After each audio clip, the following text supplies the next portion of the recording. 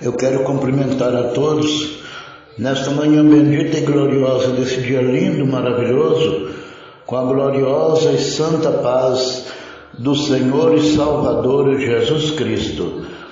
Eu sou o pastor José Guinel e tenho uma grande ansiedade de cada vez que eu puder fazer melhor a obra de Deus, fazer da melhor maneira possível. Por isso, a minha oração a Deus nessa manhã, em meu favor, em favor de todos nós, que pela misericórdia de Deus alcançamos o episcopado, chegamos a um patamar em que Deus nos colocou não para nos exaltarmos e não para querer ser melhor que ninguém e não para querer pisar nos menos favorecidos, não, mas para que nós possamos, com a posição que Deus nos colocou, servir ao Senhor com sinceridade, com humildade, com temor, lembrando que Deus está acima de todas as coisas. A minha oração, e eu peço a Deus sempre, é: meu Deus, me ajude a ser um bom pastor. Um bom pastor tem que carregar a igreja nos ombros, isso é, no jejum, no caso também na oração, usar o cajado, a vara e o óleo no tempo certo, e ser manso e humilde de coração, honesto, que cumpra as suas palavras e que tenha amor pelas ovelhas, como Davi teve. Ele enfrentou o leão e o urso por amor das suas ovelhas, para não deixar que elas perecessem e fossem tragadas pelos animais ferozes.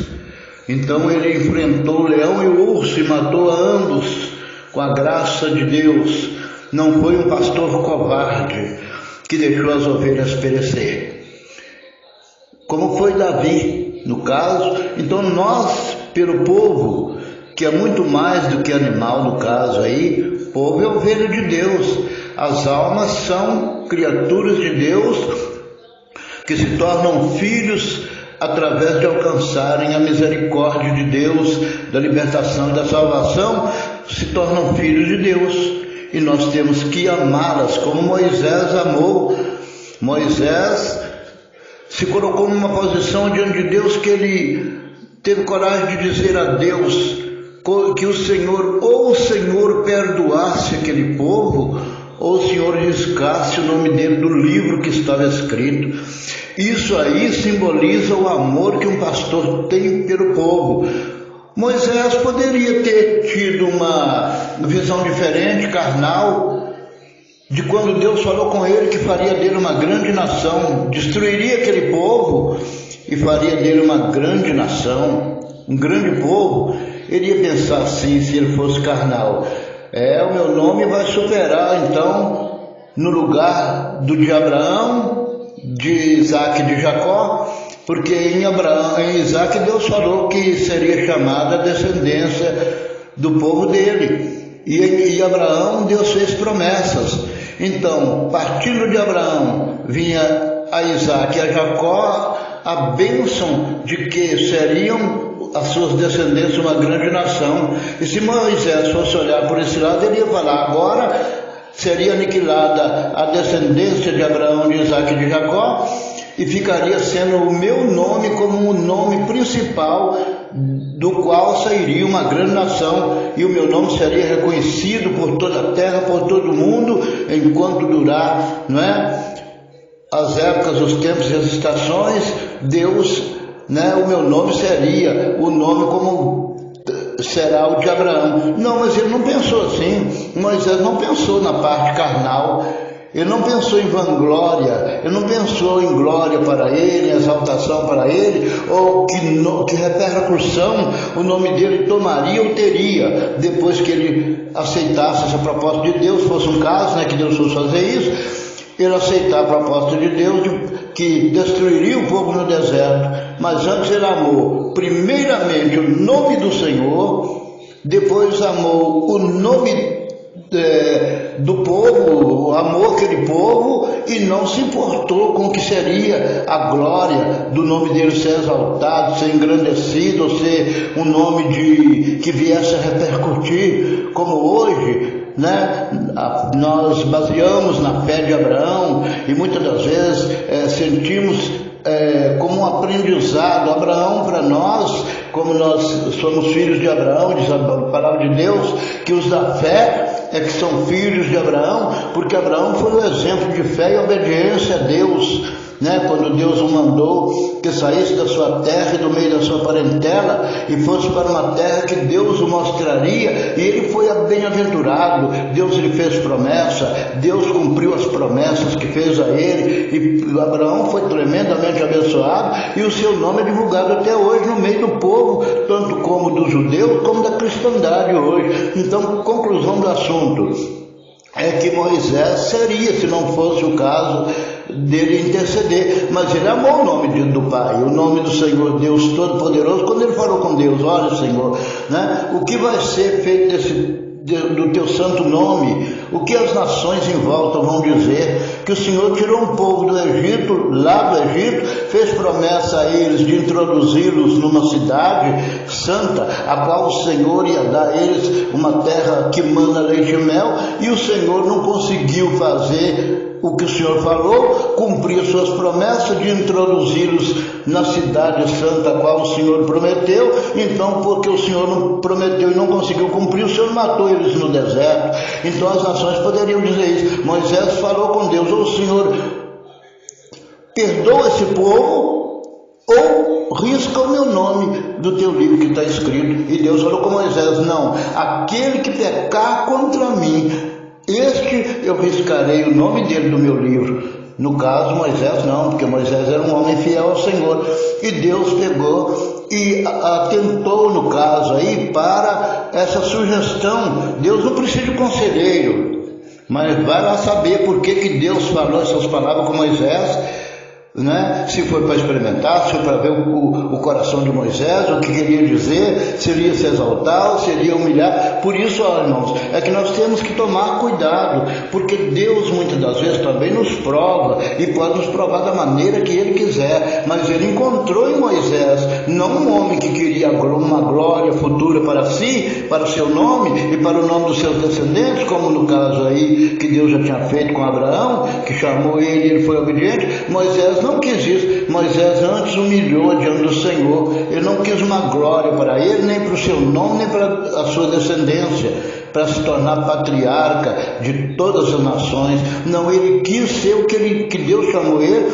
Ele amou o povo de uma tal maneira, ele demonstrou um pastorado ali que teólogos, no caso, grandes teólogos, podem explicar isso melhor do que um homem simples como eu. Mas na minha visão e no meu modo de pensar, se você procurar ouvir agora com atenção e entender o que eu quero dizer com essas palavras, Moisés demonstrou ali um pastorado, um amor pelas ovelhas, que por isso que simbolizou quem? Só que eu poderia dizer Jesus, no caso, né?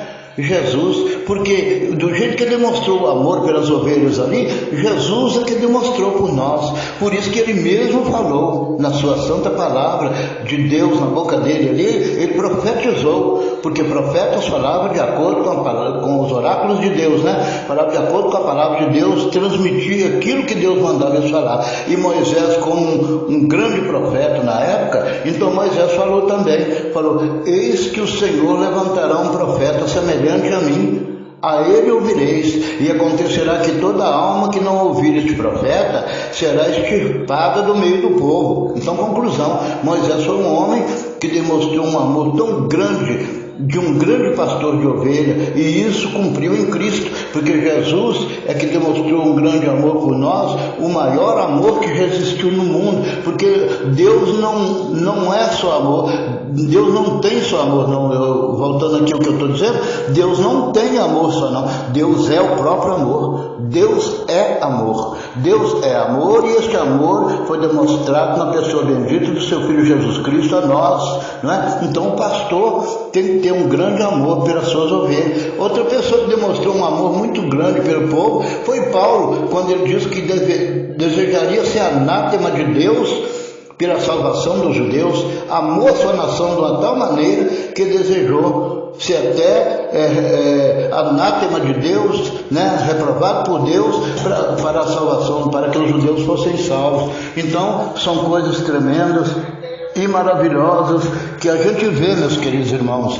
Louvado e engrandecido seja o santo nome do Senhor, nosso Deus, bendito seja Deus. Então nós vemos aí como Moisés foi um homem, né, que demonstrou o seu amor, o seu carinho, o seu amor pelas ovelhas, né? Então nós podemos ver isso aí. Agora também onde nós podemos ver é que pela misericórdia do nosso Deus, louvado seja o nome do Senhor,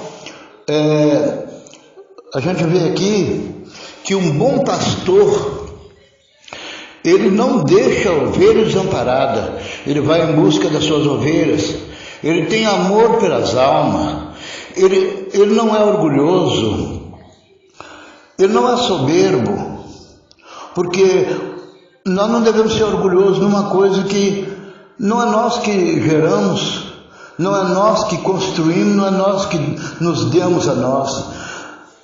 Da gente mesmo, a gente não consegue fazer nada. Nós não somos nada. Quem nos deu tudo é Deus. A capacidade é Deus quem dá, a sabedoria é Deus quem dá, o conhecimento é do Senhor, Ele que nos prepara, Ele que nos capacita para poder fazer a sua obra. Então o homem não deve ser soberbo, exaltado, engrandecido, como se dele mesmo ele tivesse adquirido aqueles atributos. Não, mas é Deus que dá. Então o homem de Deus não deve pensar ser o tal, mas devemos entender que tudo que somos, que fazemos, é Deus quem nos usa, e é por intermédio dele, Deus Todo-Poderoso, é que tudo nós podemos, que tudo nós conseguimos, e que Deus, na sua infinita misericórdia, me ajude a nós, pastores, presbíteros, diáconos, obreiros na casa de Deus, ministros do Evangelho, evangelistas, missionários, todos, quer homens, quer mulheres, que alcançaram de Deus, ou que têm alcançado de Deus, uma posição na obra do Senhor para fazer a obra, que Deus tenha a misericórdia de todos e que ninguém seja exaltado, engrandecido, né? Não, mas que seja humilde para continuar levando essa obra avante, porque a obra ela é de Deus e nós somos cooperadores de Deus, e nós somos seus cooperadores, e nós somos seus servos, a qual, por sua misericórdia, Ele nos escolheu para cuidar com amor dos nossos conservos e não ser, né, exaltados, engrandecidos e se colocar numa posição a ponto de pisar, de humilhar ou de maltratar. Não, mas de levar a obra de Deus com amor, cuidando daquilo que Deus nos confiou até a vinda do nosso Senhor e Salvador Jesus Cristo.